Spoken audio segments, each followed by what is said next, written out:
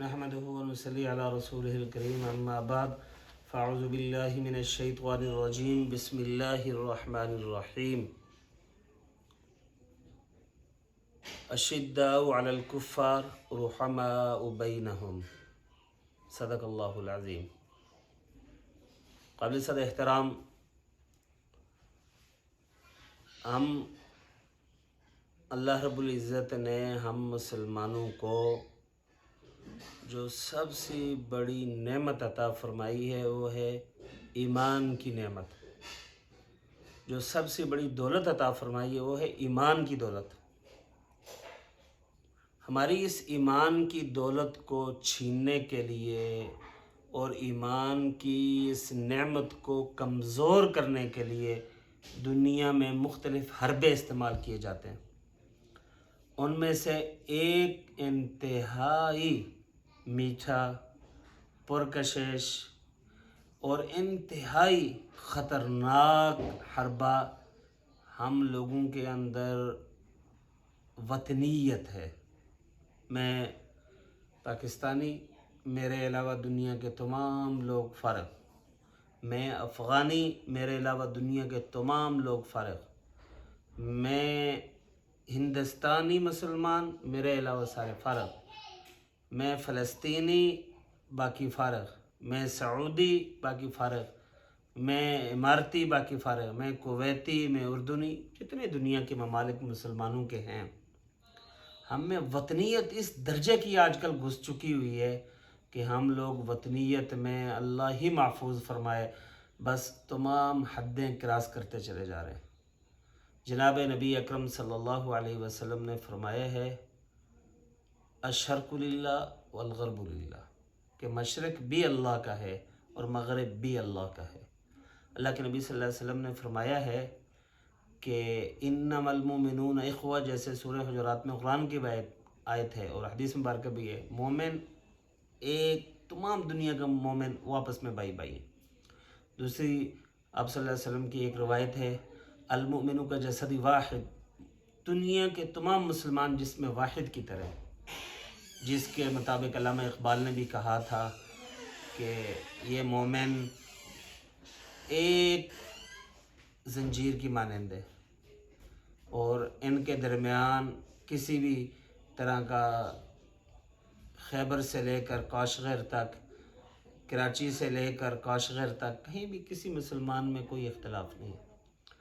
آج ہم میں بہت میٹھا بیج بویا جا رہے وطنیت، میرا وطن، میرا ملک، اور پھر یہاں تک یہ چیز محدود نہیں ہے، یہ پھر صوبائیت، پھر یہ لسانیت، پھر یہ فرقہ واریت، پھر یہ سیاسی تضادات، سیاسی اختلافات۔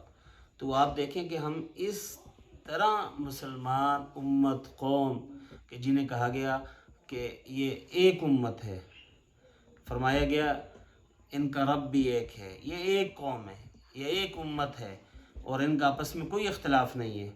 اور اسی طریقہ کے ساتھ آج آپ دیکھ لیجئے کہ اس طرح کی چیزوں کی ہم تقسیم کا شکار ہو چکے ہوئے ہیں کہ آج لوگ بس اپنے وطن کے علاوہ دوسرے کو نہ صحیح مسلمان سمجھتا ہے، نہ صحیح ایماندار سمجھتا ہے، اور نہ صحیح انہیں کسی بھی اعتبار سے اپنے سے بہتر سمجھتا ہے۔ مختلف واقعات ہیں، مختلف چیزیں، مثالیں ہم دے سکتے ہیں، جس کی تازہ ترین مثال ہمارے سابق army chief general Qamar Javed Bajwa France میں تھے۔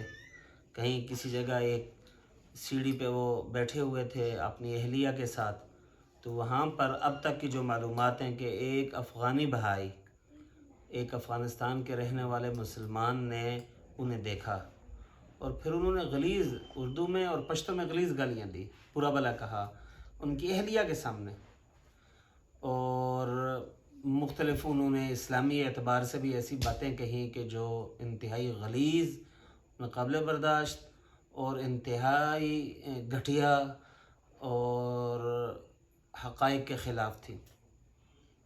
یہ کس لیے سب کچھ کہا؟ میں سوچتا رہا اس بات پہ کہ یہ سب سے بڑی بات یہ تھی کہ وہ کم از کم اور کچھ نہیں کہ چلو یہ پاکستان کے آرمی چیف رہے ہیں، تو مجھے موقع ملا ہے میں یہاں ان کے خلاف کوئی بھی بڑھاس نکالوں اور انہیں یہ نہیں سوچا یہ مسلمان ہیں، یہ مومن ہیں، یہ ہمارے بھائی ہیں. ہمارے درمیان جو سرحدات کی تقسیم ہے یہ ایک انتظامی تقسیم ہے، یہ ایک ملکی تقسیم ہے، لیکن ہم ساری دنیا کے مسلمان، ساری دنیا کے مومن ایک دوسرے کے ساتھ مخلص ہیں اچھی طرح. کیا وجہ ہے کہ ہم مسلمان افغانستان یا پاکستان کا میچ ہو رہا ہوتا ہے اور اسی میچ میں کرسیاں ایک دوسرے کو ماری جاتی ہیں، ایک دوسرے کو گالیاں دی جاتی ہیں، حالانکہ دونوں طرف مسلمان ٹیمیں کھیل رہی تھیں، ایک نے ہارنا ایک نے تو جیتنا ہے، لیکن یہ رویہ ہم میں کیوں پیدا ہو گئے؟ اسی طریقہ کے ساتھ آپ دیکھ لیں کہ کوئی بھی دو اسلامی ملکوں میں فٹ بال کا میچ ہو، کرکٹ کا میچ ہو، ہاکی کا میچ ہو، دیگر جتنی ہماری کھیل ہیں، ان کھیلوں میں کسی کھیل کا بھی میچ ہو تو تماشائی ایک دوسرے کے خون کے پیاسے ایک دوسرے پر ٹوٹ پڑتے ہیں. اور یہ سب کچھ وہ ایک خطرناک زہر ہے جو ہمیں دیا گیا آہستہ آہستہ وطنیت کا. آج وہ زہر ہمارے پورے وجود میں پھیل چکا ہوا ہے.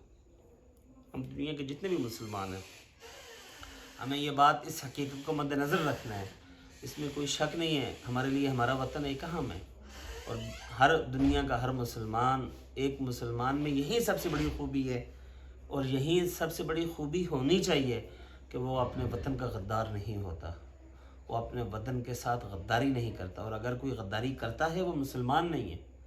آپ کہیں گے کتنے مسلمان ہیں جو انہی شکلوں میں ٹوپیاں بھی پہنتے ہیں، داڑیاں بھی ہیں، مذہبی لبادہ بھی ہے، پھر بھی وہ خودکش بمبار، پھر بھی وہ مسلمانوں سے لڑاتے ہیں، مسلمانوں کا خون بہاتے ہیں، ان پر وہ بارود اور دیگر چیزوں سے حملہ آور ہوتے ہیں. وہ مسلمان نہیں ہے. مسلمان کبھی کسی بھی مسلمان کا خون ناحق نہیں بہا سکتا. اسی لیے تو اللہ رب العزت نے قرآن میں ایک مقدس کی فرمایا وَمَنْ أَحْيَاهَا فَكَأَنَّمَا أَحْيَا النَّاسَ جَمِيعًا. اگر آپ ایک انسان کی جان بچائی تو گویا آپ نے پوری انسانیت کی جان بچائی. ایسے ہی آپ نے اگر کسی ایک انسان کا ناحق قتل کیا تو گویا آپ نے پوری انسانیت کا قتل کیا.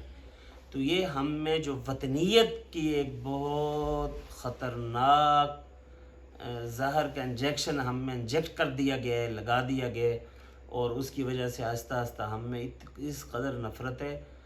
صرف من حیث المسلم میں کہتا ہوں اللہ کے لیے آپ ان چیزوں سے بچیں. ہمیں ہر مسلمان سے محبت ہونی چاہیے. اللہ کے نبی صلی اللہ علیہ وسلم نے فرمایا کہ المؤمن کا جسدی واحد ان اشتکا عین ان اشتکا کلو اشتکا راس اشتکا کلو، کہ اگر مومن جسم واحد کی طرح ایک آنکھ کو تکلیف ہے پورا جسم بے چین، سر کو تکلیف ہے پورا جسم بے چین. پوری دنیا کا مسلمان ہمارے لیے بالکل ایسی حیثیت رکھتے ہیں. یہی اصل دین کی روح اور پیغام ہے. اگر ہم آج ان تمام ملکی اور انتظامی سرحدات اور تقسیمات سارے ملک قبول کر رہے ہیں، اسی کے مطابق زندگی، اسی کے مطابق پاسپورٹ ہے، نیشنلٹی ہے، شناخت ہے، سب کچھ ہے، لیکن ان تمام انتظامی چیزوں کے ہونے کے باوجود بھی ایک دوسرے کے لیے اتنی گنجائش ضرور رکھیے کہ اس کے خون کے پیاسے نہ ہوں، اسے برا بلا نہ کہیں.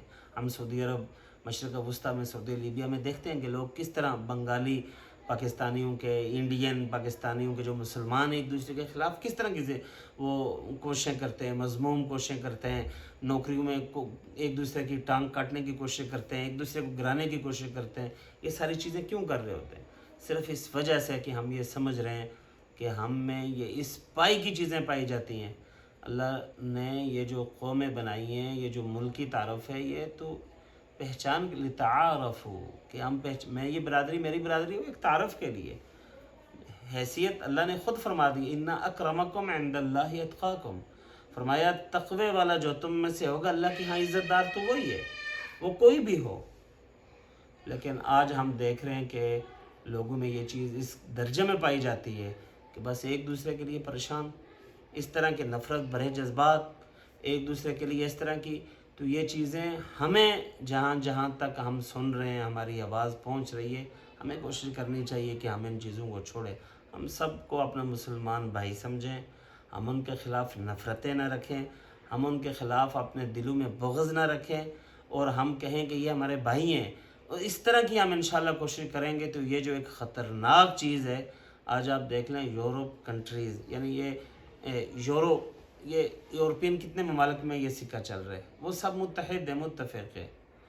اور ہمیں آپ دیکھ لیں، امریکہ کو عربی میں ولایت المتحدہ الامریکہ کہا جاتا ہے، یعنی کتنی ریاستیں مل کے ایک امریکہ بنا، اور مختلف اقوام، مختلف لوگ، مختلف تہذیبیں، مختلف تمدن، ثقافتیں، وہ سب انہوں نے ایک اکائی کی طرح زندگی گزار رہے ہیں. تو ہم ایک دوسرے کے خلاف کیوں ہوں؟